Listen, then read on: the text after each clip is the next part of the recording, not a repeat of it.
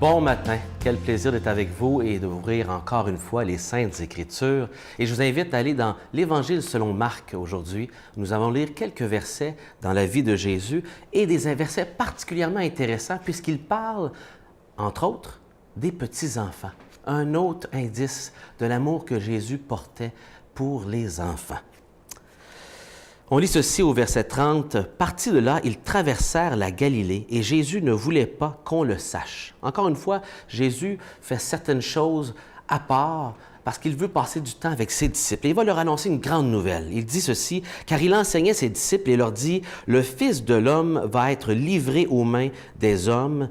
Ils le tueront et lorsqu'il aura été tué, 3 jours après, il ressuscitera. Il reviendra à la vie. » Mais ils ne comprenaient pas cette parole et ils n'osaient pas poser des questions. Ils ne l'interrogeaient pas.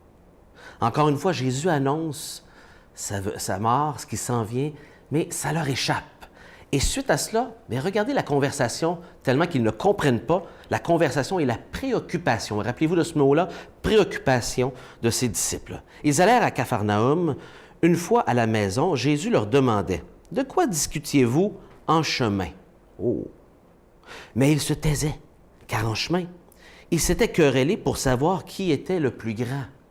Fait qu'il n'y en a pas un qui était très, très fier de sa discussion et personne n'osait trop parler de leur discussion. Jésus le savait. Il ne pose pas la question parce que Jésus n'est pas au courant. Jésus savait et il veut prendre cette opportunité pour parler de la préoccupation de leur cœur, d'être grand et de les enseigner. Et donc, il dit ceci, « Jésus s'assit et il appela les 12 et leur dit, « Si quelqu'un veut être le premier, qu'il soit le dernier de tous, le serviteur de tous. » Et prenant un enfant, il le place au milieu d'eux. Et après l'avoir embrassé, il leur dit, « Qui accueille en mon nom un enfant comme celui-là, m'accueille moi-même. Et qui m'accueille, ce n'est pas moi qui l'accueille, mais celui qui m'a envoyé. » 3 mots qui commencent avec P pour vous rappeler 3 choses. Préoccupation, Jésus veut souligner la préoccupation des disciples. Ensuite, il leur enseigne un principe d'être serviteur pour finaliser avec la mise en pratique de ce principe-là. Et ce n'est pas la première fois que Jésus montre de l'intérêt comme ça pour les enfants. Juste dans le chapitre précédent, on voit Jésus qui parle d'un enfant, et on l'avait lu ensemble il y a deux semaines de cela, lorsqu'on a à la fête de la Saint-Valentin, on a lu l'histoire de cette mère qui vient voir Jésus pour que sa petite fille soit libérée d'un démon. Et Jésus va la libérer. Dans les chapitres précédemment, on voit une petite fille de 12 ans qu'on appelle enfant, que Jésus va guérir. Dans le chapitre un peu plus loin, Jésus fait un avertissement de ne pas scandaliser l'un de ses petits. Et je pourrais en nommer plusieurs autres endroits où Jésus montre de l'attention et souvent même va utiliser les enfants comme une illustration, de manière pédagogique, pour enseigner les disciples sur l'humilité, sur la foi. Et ici, sur l'humilité et d'être un serviteur.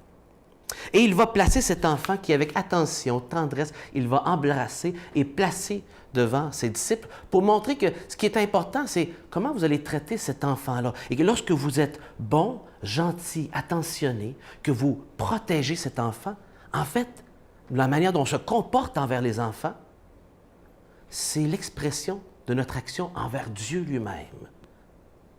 Ça fait réfléchir. Souvent, dans combien de cultures, les enfants sont traités comme seconde classe. On profite de eux. Ils sont même utilisés en Afrique, dans d'autres pays, exploités pour la guerre, exploités pour la manufacture, pour toutes sortes de moyens.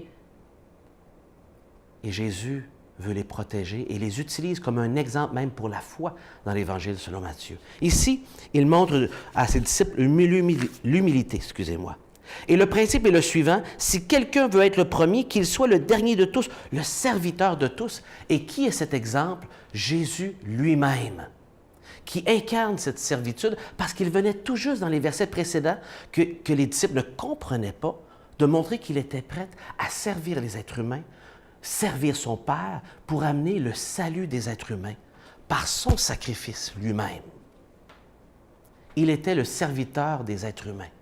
Les disciples cherchaient les premières places, comme la plupart d'entre nous cherchons d'être en avant, de paraître. Et Jésus, lui, qui est parfait, Fils de Dieu, descend parmi nous pour nous servir, pour servir le Père céleste et trouver le moyen pour que vous et moi ayons la possibilité de croire et de vivre le pardon des péchés. Quel serviteur incroyable qui met en pratique parfaitement ce principe. Merci Jésus. Que le Seigneur vous accompagne, qu'il vous accorde de croire en lui et de marcher à sa suite. Amen.